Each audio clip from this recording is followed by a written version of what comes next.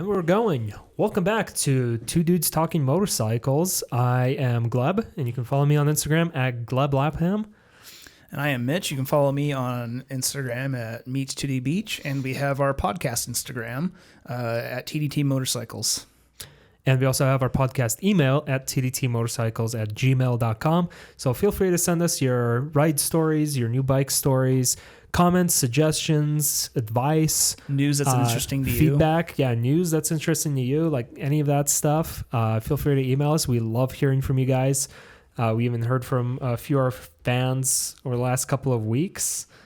You guys are awesome. Yeah, we always love hearing from you. And for some reason, my iPad just doesn't want to load emails today.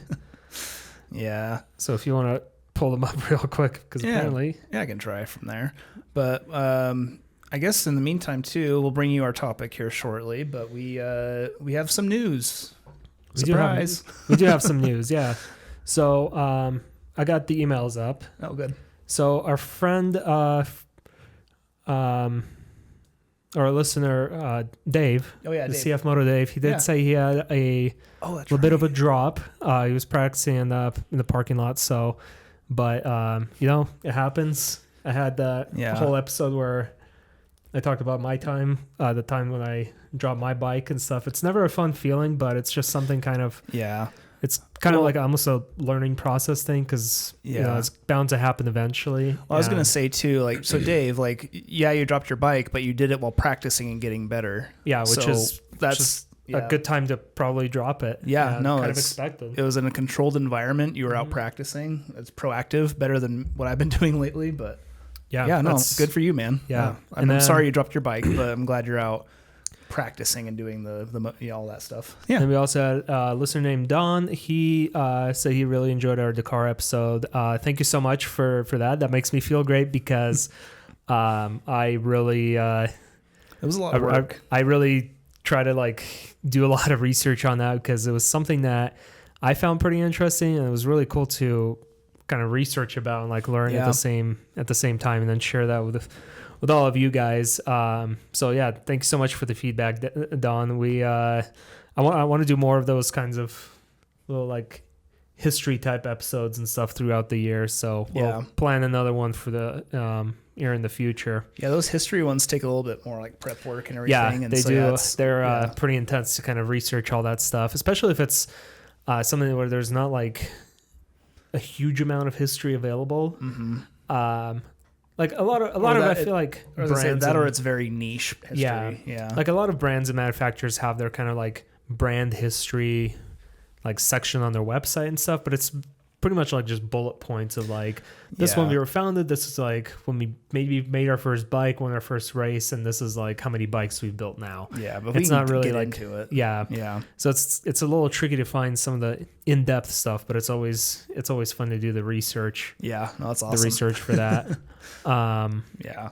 And we also not at the same time, but on different days, we actually got a chance to take out our bikes for the first time this year. First rides of 2024, separate. Yeah, separate rides. It got slightly warmer. It was when you took yours out, it was 55 outside. It was up to 60 almost. Wow. 59, I think was the height, and it just felt so good. Winter sucks, everybody.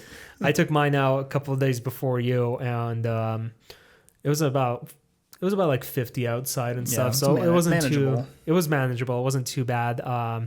Did you encounter any snow runoff on the road or anything like that? No, it was such a nice day out. There wasn't a drop of water, and I think because it had rained recently too, I didn't notice any salt on the road. Yeah, that's kind of how I felt too. But where I rode, it was a little closer to the foothills of the mountain, so there was a few spots where there was snow running off. Oh yeah, or runoff from the snow going across the road, but it wasn't anything anything to worry about and stuff. So yeah, it did feel really, really good to ride and take the bike out, and I feel like it's been so long. It really has, man. Yeah. It was, yeah. So I don't know about everybody else, but for me, every year how do I word it? It doesn't it doesn't cease to amaze me at how good the first ride of the year feels. It feels really good. Yeah. I'm hoping our winter has been really sporadic this year. Yeah. So I'm wondering I have a feeling it's not going to last as long as last winter, So we might be able to ride a lot sooner than we did last year. Yeah.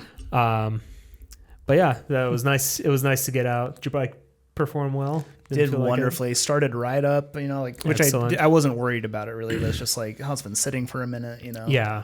There's always that little bit of like hesitation. You're just like, please start. Yeah. Please don't have any problems. Be good. Yeah.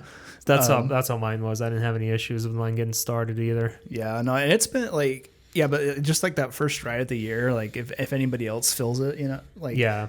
You get on your bike and that you do that first pull away and you're like just from wherever your bike is parked or where you left it and you just go, just like, I don't know, just like this, it just feels the happiness. Like, yeah, it just feels like it's a really good feeling too. Yeah. To be able to do that. The happiness just like really rises exponentially and it's just the best feeling. It's making me excited to start riding this year. Same.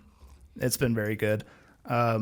But I think that can bring us into, we're going to talk about our news first. Yeah, let's talk about the news real quick. Yeah. I figured the first part I kind of wanted to talk about is since Triumph announced their motocross bike, was it back in October, September? When they announced it? Yeah. Yeah, and it's coming out this year as a 2024 model year. Mm-hmm. Ducati also announced a motocross bike, and it's their Desmo 450 MX. Motocross. They haven't released any kind of specs or like no horsepower or torque figures or anything like that. But the one interesting highlight is that it does have their Desmodromic valve system, which they use on all their like sports bikes, including their MotoGP bikes. But the Desmo valves, basically, they don't have springs in them, kind of like traditional valves do. So they can have like a lot higher rev ceiling. Because of that. And I think it's also part of the reason why, actually, I'm not sure if that's why the Desmo service is a lot. But like, I'm not sure if Desmo valves are the reason why the multistrada and stuff have such high valve check intervals and stuff. I can't quite remember if it's the same reason or if they use special valves for those V4 engines that they have. But that's pretty cool that they're kind of bringing those systems to like an MX bike and stuff, and they're going to have their own MX team, kind of like similar to what Triumph is doing. And I just wanted to bring that up real quick because it's kind of, their competitors. We got these two manufacturers that traditionally didn't really have any kind of dirt bike or motocross bikes, and all of a sudden, like, they're both coming out. However, the Ducati, the Desmo 450, isn't slated to go into production until the second half of 2025.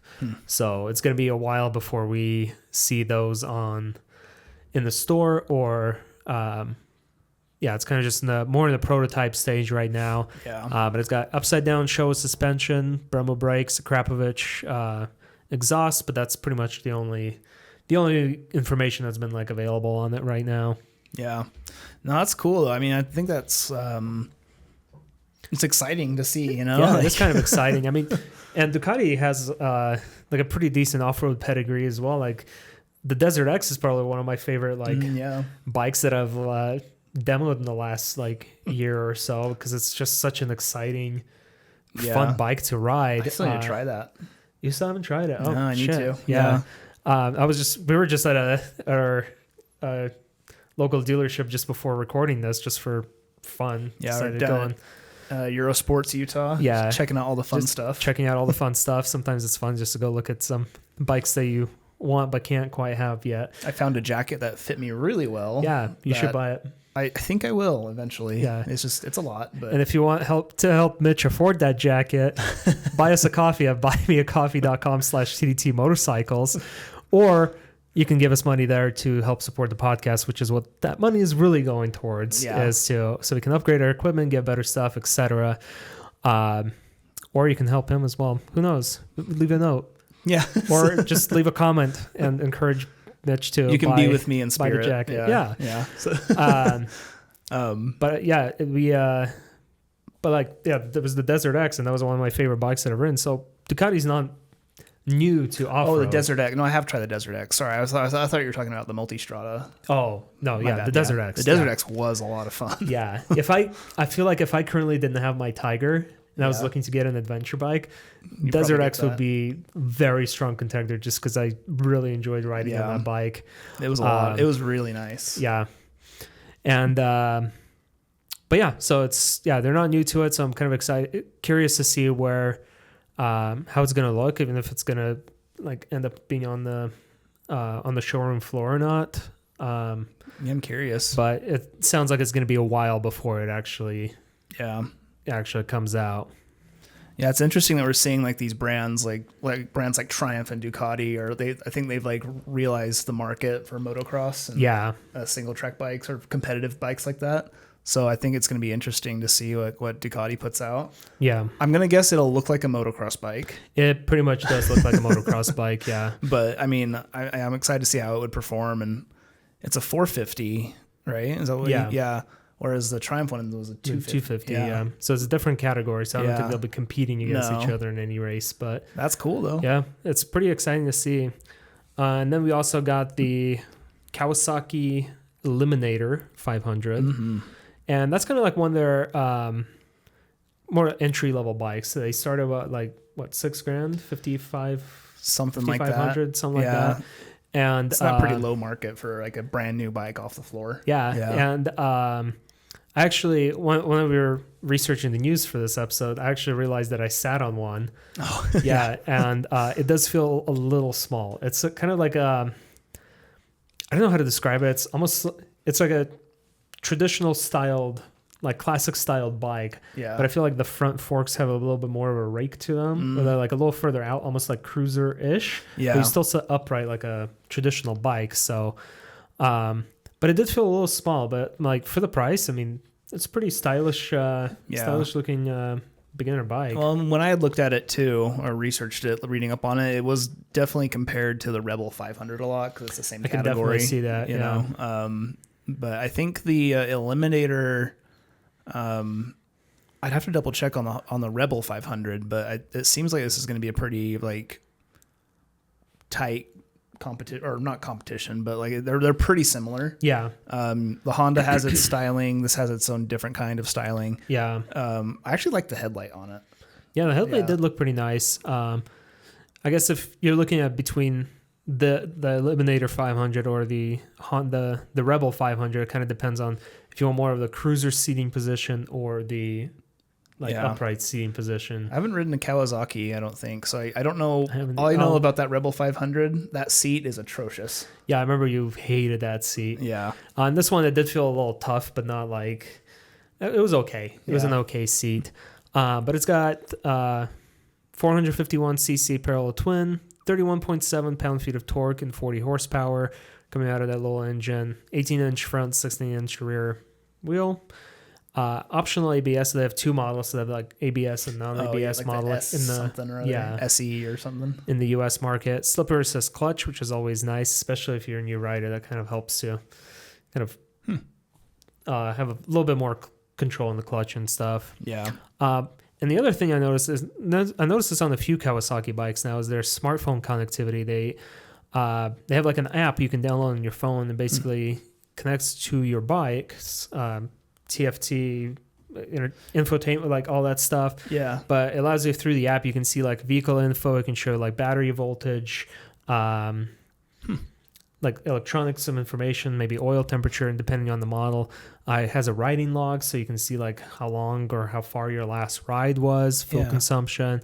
Your instrument display on the bike will show you if you have a missed call or a message. And it also allows you to adjust certain like settings on the instrument panel, like through your phone. I'm like thinking that's kind of a cool. That's nice. Nice little idea. So it's not like full connectivity. You can kind of like control your phone like your bike. Yeah. But it's still nice. You can be able to see like, oh, let me just look at my bike's like battery percent, like voltage real quick to make sure it's running how it's supposed to. So does that come like on that SE version, or is that something? It comes on it seems like it comes on both. Oh, okay. That's really interesting to me, actually. Yeah. Because we're like we've mentioned like tech and motorcycles before, and now you're seeing like a beginner bike coming off the floor with like that option, where it may not be the full connectivity. Yeah. But it's something. It's even an option on there. So I have Okay. So the bike is it's a little bit more. It's $6,949 for the ABS version, and then so just under $400 less for non-ABS. But it's their smartphone connectivity, and that's basically what the press release says.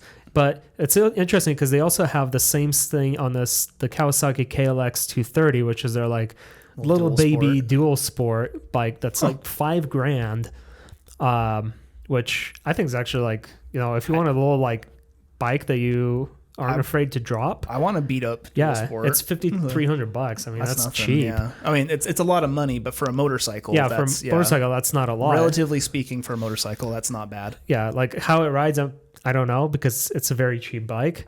Yeah. But it does have that smartphone connectivity, and it'll show like battery voltage, little GPS route information. You use your phone for that. Yeah. Telephone notice communication, like rider profile and things like that.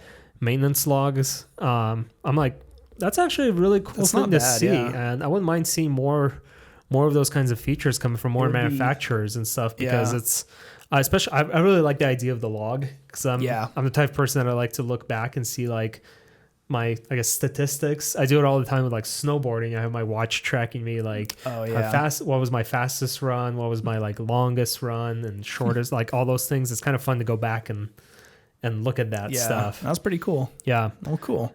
I'm actually, I didn't catch the part about like the connectivity stuff. So that's, I think that's pretty awesome. I think we're seeing, I wonder if that's just going to be unique to Kawasaki, or if other manufacturers will start putting out little like connectivity adjacent things like that. Honestly, I feel like some of these things you see more from like the lower price manufacturers versus like the European manufacturers with like the very expensive bikes, where like everything is so like proprietary and like built in that they don't really want to like be able to share or you to access too many things for some reason. Yeah. Like I would love it if my Triumph could do that. And like, I'm pretty sure like a little Bluetooth module is not like a crazy expensive part that it can't be costs too that bad. much to put in. Yeah. Even though Triumph claims it's $200 for the little Bluetooth module, but I'm like, not including labor. I'm like, is it really that much to manufacture that little like plastic I don't think piece? it's manufacturing. I think it's the convenience fee. Yeah, it's pretty. That's how it feels like. Yeah. So yeah, and I'm pretty sure like BMW or Ducati are not too different from that. So. And then they eliminated the weight of it as 385 pounds, which is a pretty very good weight actually for a little bike like that. For a little bike, especially if you're a beginner, it's nice to have that lower weight. Yeah, not bad. Very cool. Then the other bike we had looked at or researched and looked up from the news is the Royal Enfield Shotgun 650. Just picking up on it, there's some new colors coming out. I think there's 4 colors to choose from now. The blue one to me looks pretty cool. And you said it was very much like a mix between like... Oh, yeah. It looks like a... the Shotgun 650 to me, it looks like a Bonneville, like T100 or T120, like had a baby with a Harley style bike. It kind of does look like that. Would you say it looks more like maybe like the Speedmaster? Kinda, but it doesn't have like as much like laid back. Like it still has like, to me, it looks like it still has like a pretty like standard riding position. Gotcha. That you would have like on a Bonneville. Yeah. But like, like the rakes, the headlight, and then just like some of like the body styling of it, like it just kind of makes it look like it has some Harry, some Harley in its in it like worked into it. So it looks good. I like it actually. I think it looks really very good. Cool. And it's a little 650 parallel twin. You're looking at 46.4 horsepower at 7250 RPM. So, not at all bad. It is a heavy bike, though. It is a heavy bike, yeah. Like 529 pounds. Yeah, so that's a bit rough. So I would be curious about that. But I feel like that's pretty on par for most Royal Enfields, because they're not really known to be the lightest of bikes. Even like the Royal Enfield, which has... Well, the new one has more horsepower, but the old one had like a whopping 20 horsepower right. chugging it along. So that must have been a little trickier to manage, especially with the heavier weight. Yeah, but with that weight, it is lower to the ground. It has a seat height of 31.3 inches. Very low. So so it's not going to be super top heavy probably. I mean, I think it looks good. I think it's a good beginner option if you can handle the weight for it. Do you know the price of it? I couldn't find. I found it, but it was like in Indian. Okay. So it might not be available in the States quite yet. I mean, it very well might be. I just okay. Yeah, maybe it'll make its way here not too long ago. If it's not already here. So very cool. Very stylish looking bike. So should we move on to our main topic? Yeah, talking about the first ride of the year and going out and getting it out. It just kind of brings us up to our topic, which is living separate from your motorcycle. Yeah. So Mitch is going to take more of the lead on this one because this is my opportunity to rant and complain. Yeah, and that's what we're here for, right? Yeah, motorcycle news and then complaining about motorcycle-related topics. No, not really complaining, just going over it. I mean, with the state of our economy and like quality of living right now, with like inflation and everything, I'm assuming there's a lot of people who live in an apartment like me. Yeah, and not all apartments have like secure parking. Or like a garage option, so I don't have the option of renting like a detached garage or anything, and that scrambler handlebar width makes it so I could not fit it into a storage unit. Yeah. That, like the standard door size. Yeah, which is a bummer. A little bit, it's been kind of rough. This is my first time with a bike living in an apartment. Yeah. Luckily, I have family nearby that is okay with me storing my bike at the carport in the winter. Yeah. So once it gets warmer, it will be sharing the carport with my bike, with my car. I'm going to get like a different lock for it and everything from there. But very nice. The first thing I wanted to mention, and also just kind of reach out and see if anybody else has any ideas or feels similarly about it. It's like, back when I lived with family, the bike was there. I could like take the trash out or go to my car and the bike was right there and be like, oh, it's so pretty. Yeah. I could just touch it, and just acknowledge it. Yeah. But now it's like I have to go get dressed, gather my gear, and actually go to where my bike is. Yeah. I'm sure it's not as easy. I'm still living with my family and stuff, so but I know the day will come where I'm going to have to probably be in like a very similar situation. Yeah. And might have to store my bike elsewhere in the winter. So not really looking forward to that, but I mean, having your own place is also good. Yep. Well, that's a topic. So goodbye everybody. Yeah, that's it. Yeah, thanks for listening. No, but that's it's an adjustment, and like from not being able to see my bike to have to go get it. It's like it's not quite an errand, but it's like I can't just throw on my gear and go. Yeah, and it's been rough. At least not right now in the winter. Yeah, especially not in the winter. Yeah. But that brings a whole other thing, right? Because I had to like get my bike ready for storage like before, so I had to have a day like where it was warm enough to ride. Yeah. And so I'd have to like drive to my family's place, get the bike all ready, and then like just take care of everything right there, and then it's put away. Yeah. Because I couldn't do that in like a day if it was here. Yeah, that makes sense. But that brings me into like some more like issues that I'm running. So come summertime, and this is where I'm asking for any input or just tidbits if anybody has any. This will be like the first time I've had my bike just in like a carport, like that's like not out of sight, out of mind. It's going to be it's going to be between my car and the car that parks behind me, So does it make you nervous? It does, yeah. Like luckily out it's in the covered. open like that and stuff. Yeah, luckily it's covered, so I have that, and my spot is next to one of the posts for the carport. Yeah. So I could get like a long enough chain to keep it secure, but I am worried about security. And I've even oh bless you, excuse me, Gleb's been sick. Yeah, I've been getting over a cold this whole week. I was wondering if I was gonna have to do a solo episode, but luckily not yet, buddy, not yet. Not yet. Yeah, it's coming. It might. Who knows? But the I'm really just mostly nervous about the security of keeping a bike here. Yeah. So I was even thinking about investing in like one of those alarm locks. I mean, from what I've heard, like anything you can do to make it harder to steal is like beneficial. Like a lock, a cover. You already have a cover on your bike. Yeah. Like a lock, a cover over the bike. If we have, I think both our bikes have engine immobilizers built in. So if the key's not plugged in, it just my bike's keyless. So probably it has it built in anyway. So it's like it just won't start or even go. So anything to like make it hard. Yeah. And I think it helps that it's a heavy bike too.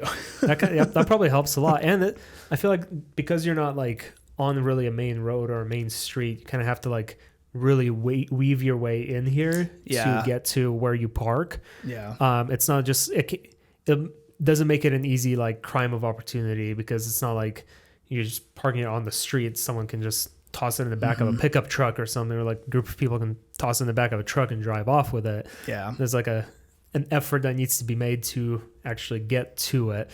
So at least you got that going for, which is kind of nice. So that's like, so that's like the security side of it. But another issue I've been like thinking about when it arises is going to be like service, like, cause like taking a bike in now is just a little too expensive. Yeah. And like, it's not like it was ever hard or I don't know how to do an oil change or anything. Like our friend Emerson helped me with my first one. It's pretty straightforward. But that was in his garage, with tools. And now I'm in like, my carport is at a slant. Right. Yeah. So it's like, it's going to be tricky. I'll have to like provide beer and pizza to see if Emerson will let me use his garage. I mean, you can do it in your family's place too. Probably, yeah, probably could. Park it there in the driveway and stuff too, which probably make it a little easier than doing it here. But yeah, I can see how it's just that little extra step you'll have to like think about every time you want to do some kind of maintenance or change something up on the bike. Yeah, but it got me thinking about, and this is like kind of why I wanted to talk about it too, is like, aside from the security and the maintenance, like conundrums that are going to come up with not having my own private parking garage or carport area. It's like, now I'm sharing it with with people. Ew. Yeah. Come on, people. But it's just like the fact that like now there's like a ramp up to get ready to go ride, because now I have to take all my stuff. Yeah. And not just like my riding jacket or my riding gear, my helmet and stuff, right? Like I have to bring my tire pressure kit. What else do I take? Your trauma kit. My trauma kit. Yeah. So it's just like it feels almost like I'm doing like a light camping trip just to go ride my bike. Do you think that's going to get easier once you can park it here after winter? It's going to be so nice. Winter is done, so you can have it. So this is just another tab for me to hate winter. I'm away from my baby. Makes sense. But it made me think too is like, because I know people who do like rent a storage unit for winter. Yeah. So they go to like a storage lot that's like locked up and secure. I'm just like, man, I see some pros and cons, and I'm curious if anybody does it. Yeah, because I'm sure like those places have like outlets, so you could plug in a battery tender. Then you're looking at like extra costs or added cost of like renting a whole storage unit just to park your bike and stuff, which is also like just another thing to worry about to pay for. Yeah, it's like, well, you got to pay for it, and like I don't know, like what if there's a fire? Yeah, that's also true. I don't know. It was this is gonna be a very like relaxed episode, just kind of talking about that, but I am curious. I've said it a million times, but I would like to know if anybody else deals with this and like what they kind of do, or do you even care? Do you just leave it? I guess it probably depends on the bike. I mean, and around my complex, and this is the other thing that makes me kind of like, is it just me? There are bikes parked around here throughout winter. They have a cover on them, so I don't know if they've taken their battery out, store them inside. Yeah, but it's just it's new to me. Yeah, no, what's been kind of like the hardest. I mean, I know you haven't had that much between when you moved in and before riding season kind of ended. You didn't have that much time of storing the bike over here. Yeah. But like in that time period, what's kind of like been the big adjustment of like having your bike be parked here versus back at your family's place? Like when I lived there? Yeah, like when you lived there. The thing that comes to mind immediately, like, and you can back this up, is like when we go for a ride, you would meet at my family's place, right? Yeah. And like I would always forget something. I'd be like, oh, Gleb, hold on, I got to run back inside. I left this inside. Yeah. Right.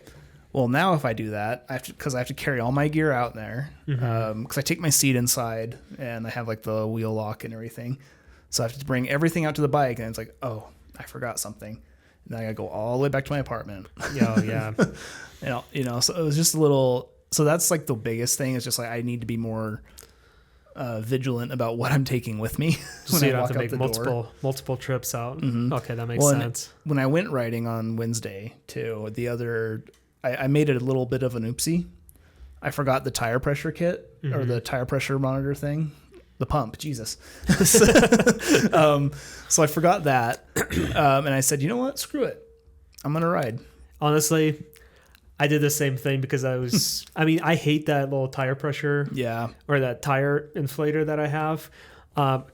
This is a slightly an off-topic rant.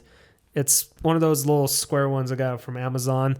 Mm-hmm. But if you have a bike with spoked wheels, make sure you get a tire inflator with a long enough hose where you can kind of...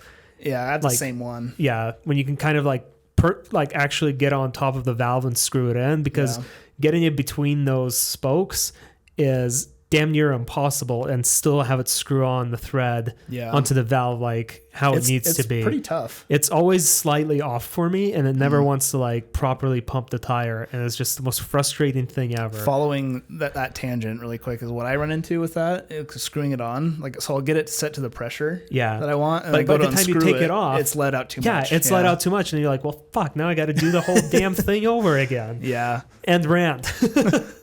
On that, actually, I think I'm going to invest in one of those battery powered wireless pumps. I also am thinking of doing the same thing to not have to worry about it. Yeah, it's just be kind of nice not have to plug it in or anything like that. Just and even on longer trips, you just charge it up in the hotel room and call it good. Or you can even charge it off your bike. So I mean, while it's running, it's not going to be an issue for it. So both our bikes have plugs that you can use. Yeah, why not, right? So I'm thinking it would just be easier to do that. For me, I think the big thing is it just needs to have a long enough hose that I don't have to try to weave into it, or it just needs a T, almost like a T connector. So so I can just clamp it on, because those spokes do make it a little tricky. Right. Mainly on the rear wheel. The front wheel is fine. Yeah. Because it's big. Well, and talking about charging and electrical stuff, right? That's the other thing of having a bike here. Once I can get it back, the reason why it's not here is because of the temperature and not being able to charge the battery. Yeah. And I know I can take it in. I can take the battery out. It's not that hard. But then I don't know. But then it's just sitting there. Yeah, it's just sitting here out in the open. Well, covered parking, but it's still fairly open. Yeah. Or you can just sit safely in, or at least your family's driveway. That way, it's kind of because the driveway has a carport, and it's at least has coverage on all three sides. It's just the carport itself, so it's it is more protected. So it's probably better for it. Anyways, yeah, I just miss my bike, man. I miss it too. Every time I take my snowboard out, I walk past my bike, and I'm like, I just really want to ride it, but it's winter. Yeah, it's not the time. Yeah, and then some.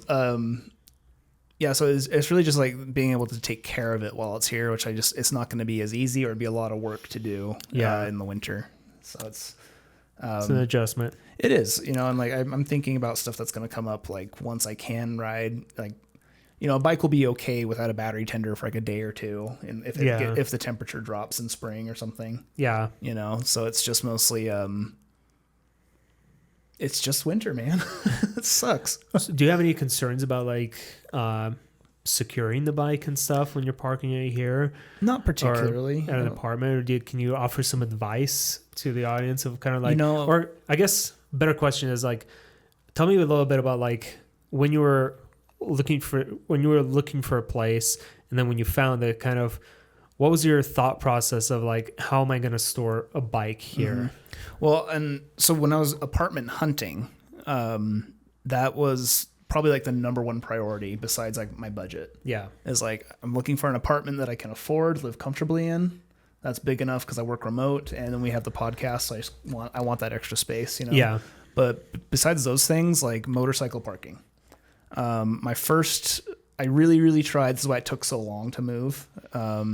I was really, really trying to find a place that had a detached garage option, or a garage below the apartment kind of thing. Yeah. But here in Salt Lake Valley, it's just way too expensive. It's so expensive for any of those. Because before I got my new job, I had another job that that would have had me move probably in this area as well. And I was looking at some as well. And I just remember seeing like, it's either you're spending a lot of money and get something like decent, probably still without a garage though. Yep. Or you're really cutting your, or you're saving money, but then so many places that are cheaper are just so goddamn awful. Yeah. Bad. Like bad, rundown, old, and their parking is like virtually just almost like non-existent in some places. Yeah. Like it's either like on-street parking or something like that. My last apartment was the worst. Like there was 0 parking assigned. So like if you wanted a spot period, you were paying for it. Ugh. And that was just for a carport. And they were so narrow. I don't know how. There was one guy, I never knew him, but he had a bike parked out and he was sharing his bike with his car. But they were so small, like his car was always sticking out in the road. Yeah, it's pretty ridiculous. Yeah, so there's some issues with having a second vehicle that, you know, if you're like us and you want to take care of it. Yeah. And I'm sure most people do want to. I don't know. Maybe we're just bougie at heart with bikes. I don't know. It's because we have Triumphs. Yeah. Get the tea and crumpets. But we so it was definitely like one of the top 3 priorities in searching for a place. And I had searched and searched and searched. I found this current place and I was just so fed up. I needed to move. Yeah. And I was like, okay, this is a good area. It's off the road at least. It comes with an assigned parking spot. That's nice. Or it's like $20, but it's tied up into the rent. Yeah. You know? So, so this was my best option for now. And I like this place. It's very nice. Moving sucks. So if either I'm staying here for another year after this lease is up and stuff like that, but like having a place I want to work hard so that my motorcycle can have a better life. So, it's your child. It's my child. It's your baby. Yeah. Your baby. Baby scrambly. So, no, I'm glad you shared that because I'm pretty sure you're not the only person that kind of has those concerns and stuff like that. Because, like you said earlier, like we don't know how many of our listeners are kind of whether they have a house or where they live and stuff like that. But I'm sure there's plenty of them that have been in the similar situation or live in a like less than ideal motorcycle friendly housing and stuff like that. Especially like probably like if you live in like a bigger city and stuff like that. Salt Lake's not that big of a city. No, it's just dense, I guess. Yeah. But then you go, I mean, there's so many cities that have so much more, such a larger population, or just like probably even crappier apartments and places and stuff. I do think some of that comes to like the climate those cities are in. Like if motorcycles are more common year round. That's true. Yeah. I think like the vibe in Utah for motorcycles or other states with a similar climate like us is that a motorcycle is a fun toy. It's not. Yeah, it's not something you're gonna like. It's not a primary vehicle. Yeah, especially like 'cause winter. And weather and stuff here is not always but if you favorable. go warmer places, like there's a lot more motorcycles around. I think they're probably viewed more as like oh yeah, this is what I used to get around. Yeah, yeah. So, but that's been my issues so far. It's a little update from the move since that was just in October. Yeah, no, that makes sense. I think it was a pretty interesting topic, just kind of like have a nice and chill discussion about, just because it's something new for you, and it's something that I've never had to deal with yet. So, and I don't know about you, Gleb, but I feel like it's been like a minute since we had like a chill episode. We've been pretty like research heavy lately. Like very research heavy and stuff. So we try to break it up, which is why we don't have a motorcycle history podcast every other week. So also we're amateurs, like. Yeah. Also, we do have full-time jobs outside of this. So for now, hey guys. Anybody? And if you want to help support the podcast and you're shopping for new motorcycle gear, feel free to use our Revzilla affiliate link in the description below. It doesn't cost you anything extra, but it gives us a little bit of a kickback. So if you're already buying gear and it's winter, now's a good time to buy. Get ready for the summer or for your riding season to start, unless you're lucky enough to live somewhere where a year-round riding season. But if you need new gear, hop on over to Revzilla using our link and help out the podcast. Yeah. And help us make this thing even better. And again, thank you to everybody who has used that link already. Thank awesome. Thank you so much. It just feels good. Yeah, I never really quite know how to like go about. It's like, hey, use our link, please. But I really do appreciate when you guys do. Just remember, like, it's not something like, we're not forcing you to buy anything or telling you and stuff. But if you happen to already be buying something, and we're not doing this podcast so people will use the link. Yeah, right? It's just it's just a nice little helpful thing to do. This is fun to have. It is fun. Yeah, I enjoy. I look forward to this every week just because it's fun to talk about bikes, because I feel like we always just have random topics and random things to talk about. So, but I'm also excited for. I mean, because winter hasn't been really up to par this year. Last year really spoiled me when it comes to winter. And if you are a Utah listener, you probably feel the same way, or unless you hate winter. But if you are a Utah listener and you do like winter activities, you probably are also a little disappointed with how this winter is going. So I'm kind of like at this point, because it's been warm for the last week almost. It's been pretty good. It's when winter becomes like that, when I'm just like, okay, either we're going to have a proper winter where I can go and have nice snow up in the mountains, or we can just hurry on through it so I can get back to my other favorite activity. And there I agree, because it's like, for someone who hates winter, I want to go ride my bike. That's all I do. Mm-hmm. It's just like, when it gets to it's still winter, but it's kind of warm. It's like, shit or get off the pot. Yeah. Just get on with it. Just get on with it. Just figure yourself out. Yeah. Either have a proper winter so I can just hate the rest of you, but quit teasing me with these little warm days in between. Yeah. I don't need this motorcycle edging. Yeah, I just want to ride. Yep. And for me, it sucks because I'm like, well, if I'm not riding the motorcycle in the winter, edged from both ends. Yeah. I'm like, well, snowboarding kind of sucks because the snow has been hard packed and concrete but it's too cold and shitty weather to ride. So it's like, neither works. Yeah. Neither works. So I don't know what to do with myself. I know it's rough, man. It's too ugly to hike outside. So yeah, it is. Because everything's still dead and brown and wet and muddy. Anyways. Oh, I wanted to add one more thing. Yes. Now that I'm living in a motorcycle, well, I'm not living in a motorcycle. I can't do that. I'm living in an apartment complex. I'll have my bike back come riding season. I'm thinking about investing in a detachable top box, so that way I can use my bike more for when I have to go to the grocery store or pick something up. Excuse me for that. Wow, I'm gonna blow out their eardrums. Turn around. One of my goals this year is I do kind of want to slowly equip my bike for long touring and stuff like that. Yeah. I have that pair of saddlebags, but they're pretty shitty, especially on this bike because the seat's so much wider. Yeah. And the exhaust is higher. It's kind of just awkward. It doesn't really fit. No. Yeah. So I want to get a proper set of panniers, soft-sided panniers, but I also do want to get a hard top box for that very same reason. It's kind of nice to be able to use the bike as a little extra, to have that little extra storage, especially with me. I like to bring my camera and my drone and stuff with me whenever we do our rides. I would really love having that ability to lock that stuff up. Yeah. If we're popping into a gas station or just leaving the bikes for a minute, so I don't have to constantly unstrap and strap my backpack on and off. Yeah. So I can just lock it and leave it, which is actually, this is also a little bit off topic, but so the new BMW R1300, the GS. Mm-hmm. So have you heard about the panniers on it? Yeah.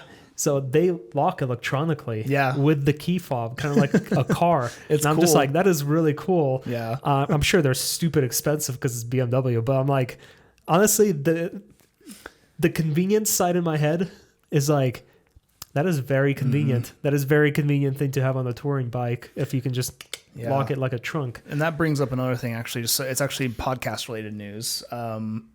There is a GS 1300 demo coming. And Scrambler, or the Triumph, the dirt bike, or no, the Street 400 and the that's right, the Scrambler 400. Mm-hmm. So we did ask our friends over at the Eurosport Utah, about demos, and they did say that they're going to have a R1300 demo, and the demos for the the 400s, the Street 400 and the Scrambler 400. They don't know when, but they should have some like later this year. Like the business work of it is done. It's just a matter of getting them here. Yeah, getting them here, and so we're looking forward to that. I mean, we don't try to bug them too often about it, but they've been very good to us too. They listen to our podcast over there too, which is nice. So it's cool to kind of. So hopefully we'll be able to ride those. Maybe come like April or so. April or maybe March if we're lucky. Yeah. Able to ride some of those, which would be very nice. Yeah.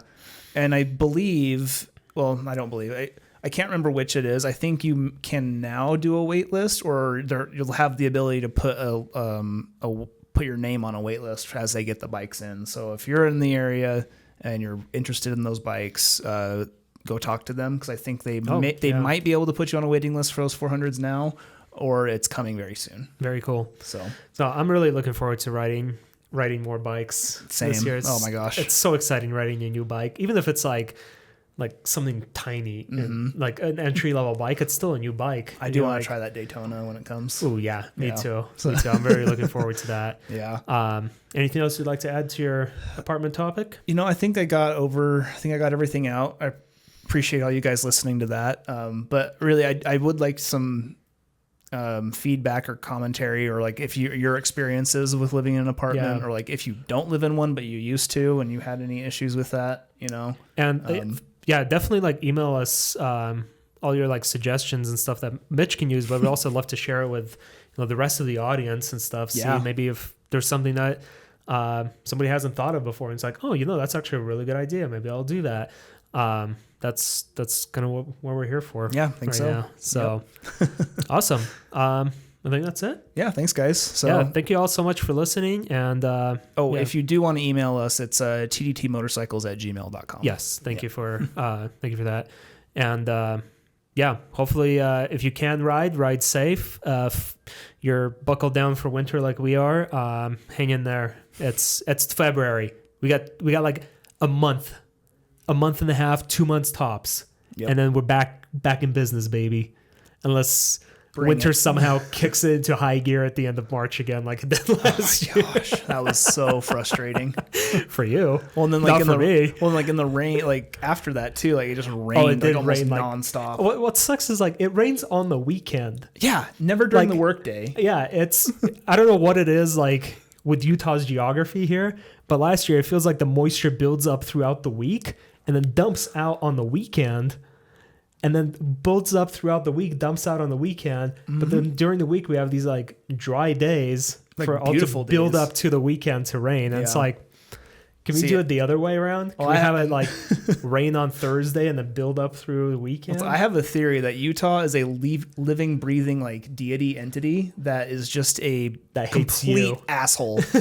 That hates you specifically. Me. It's all about me. No, I just think it's just like, oh man, like, yeah, Utah's got some pretty scenery and everything there, like good rides sometimes. You know, what'd be awesome is if I just like rained when everybody was off. You can ride in the rain. It's just that victim mentality. You got your adventure riding touring gear. Yeah. Maybe this year we'll let the rain stop you. Maybe. We'll see. Yeah.